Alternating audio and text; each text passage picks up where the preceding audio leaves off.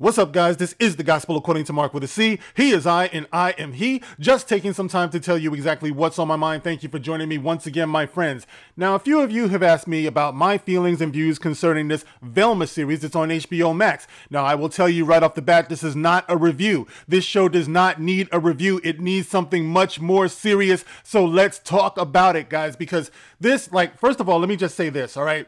Velma, the series. If you just want to know my personal views on the actual show, I've only seen one episode of it. I don't know how many episodes of this crap there are, but it is indeed dog poo-poo. It's doggy poo-poo, which is funny considering the fact that the dog is not in it. Scooby-Doo is not in a reimagining of Scooby-Doo. But I will say this about that show.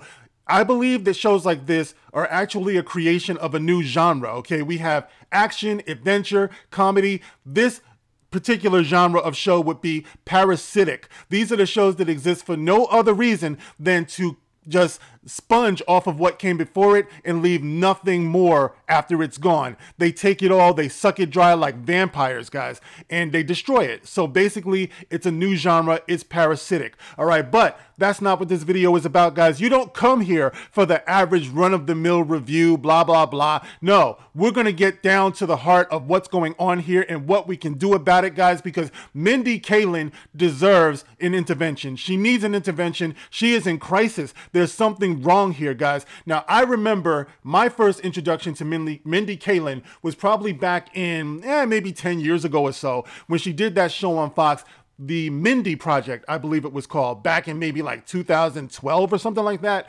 And I remember back then, I was forced to watch it because I was still married back then. This is something that my then wife was into. Yes, this was part of the horrific abuse that I suffered at the hands of that woman, having to watch shows like that, okay? But anyway, I saw about a few episodes of that, and it occurred to me, it's like while I was watching this show, I'm like, this woman really is obsessed with white schlong, basically is what it is. She spent that whole show either daydreaming about, lusting after, or crying over white schlong. She really, really loves white men. Mindy Kaling does. And it was very alarming to me, and it was very apparent to me. I think she had one episode where she had some black guys in there, and she played it up for laughs that black guys are just interested in booty. So, you know, blah, blah, blah. You know, who cares about them? But what she really, really, really wants is white schlong. But you know what? It's even more than that, guys. I believe that she desperately wants to fit in with white culture. You know, I believe that she fetishizes, like a lot of people do, and she glamorizes white culture. She needs this. This is what she wants. And you could tell that while you were watching that show. You know what I mean? So it's like when you fast forward up to Velma, you realize that not only has she not gotten any better in her psychosis, but she's gotten worse. Because I think what she's been faced with over the years is, of course, you can't be white if you're not white. You know what I'm saying? You have to find self-love. So in the 10 years since the Mindy Project debuted, I believe she's gotten bitter. You know what I mean? So when you see a show like Velma and you see the vitriol, the absolute venom that she's spitting out at white guys, it's like clearly this woman, she needs a hug, guys. She really, really does. And let me give you a little bit of backstory once again as far as those whole the Mindy Project years, okay? I have this article here on fandomwire.com. Right, where you have Mindy Kaling, and she's actually talking about her behavior on the set of the Mindy Project, right? And this is Mindy Kaling, okay? Keep in mind, she is an Indian woman, right? I believe she's of some sort of Indian descent, right? And she says, I improvised just kissing Lee Pace, I guess that's her co-star, in the scene, which was not in the script. He was just looming above me, and he asked me a question, and I was not listening to him at all because who cares what he was saying? And I was just like, and kissed him. And well, he reacted shocked, and I pretended it didn't happen. And then I walked backstage where we have two writer-producers, and they're like, hey man, what are you doing? You could be sued for that. And I got very scared, and I said, tell anyone and you're fired.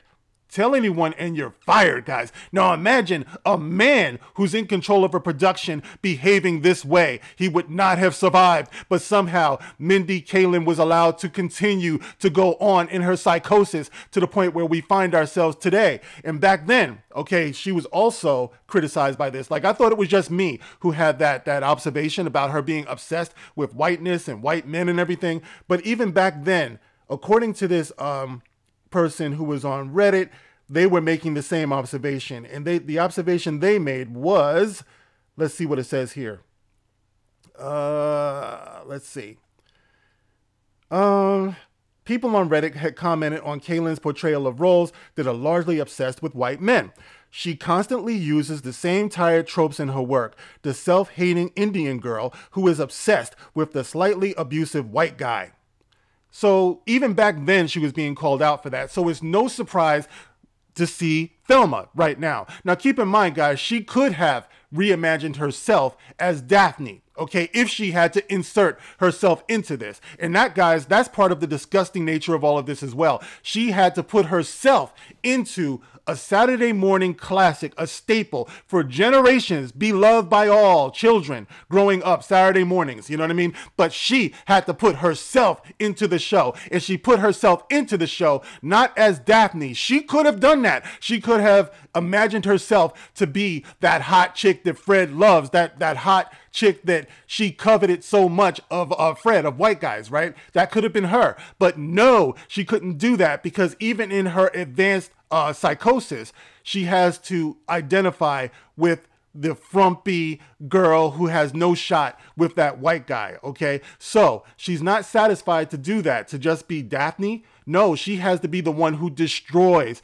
Daphne. She has to be the one who destroys Fred. And so we have a reimagining of Fred who has a small pecker.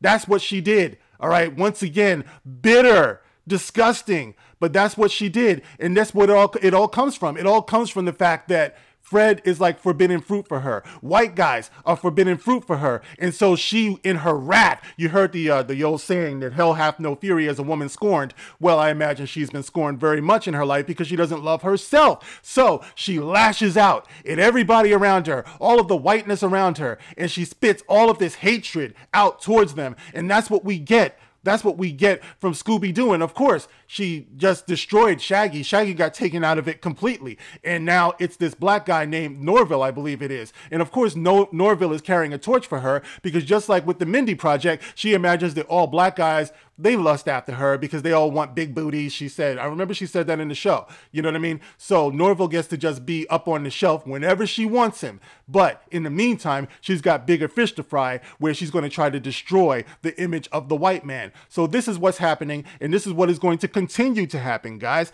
And I really do feel like in order to solve all of this, in order to make this better, guys, I'm sorry, one of you white guys, and this is going out to my white brothers, one of you have to take one for the team. All right, you're going to have to bed Mindy Kaling. So maybe, just maybe, she will stop this insanity. Somebody has to do it. Somebody has to fall on the sword, because this is crazy, guys. And it's going to continue to happen. I mean, you saw this with Christina Ariel, I believe, and I pointed this out before. Those who have the biggest mouths, who are women of color, who come after white guys, usually just want some white attention. They want some white love. Some white penis is basically what they're after. They want some white validation. Okay, and if they can't get that, they will scorch the earth. And this is what you see with Velma. It's very alarming, white guys. One of you have to take one for the team. However, I will say this, as bad as it is, what she's doing, what Mindy Kaling is doing, this is not as bad, my white brothers, as what your forefathers, your great-grandfathers did to you when they set you up in Hollywood, because they had to be, remember, going back to classic Hollywood, they had to be the alpha males, they had to be the leading males, the swashbucklers, the smooth ones, the romantic leads, they had to be the ones, and all others had to be put down. It's like when you look at old Hollywood movies, you see what I'm talking about. The white men had to be the best, the smartest, the brightest, the bravest, and the black guys, of course, I don't know what you're doing, boss. Where are we going, boss? That was the image that you guys put out there, unfortunately. And so this created this atmosphere, I believe, in the world where the white male was the coveted male. The white male was the standard. He was the one that was going to be worshipped, you know. And unfortunately, what we see today is a result of that, you know what I mean? Where you have all of these women of different backgrounds and stuff. Of course, they can't be white women. So what do? They insist that you love them. They insist that you love them fat. They insist that you love them short. They insist that you love them brown. They insist that you love them natural. But you must, otherwise you are racist if you don't. This is the atmosphere that we're in right now, and this is the reason why. So guys, that is my take on Velma. Velma is a terrible show. It's insane and it's mean-spirited. And worst of all, it's not funny. Just like the Mindy Kaling Project back in the day. She's just continuing, except the bitterness, the mean-spiritedness is just getting worse as we go along. And guys, there's only one way. I'm sorry. This is it, guys. Unfortunately, one of you have to claim your prize. All right, guys, you can get in the comment section and let me know how you feel about this. You can like, you can share, and you can subscribe. This is The Gospel According to Mark with a C. Rock on.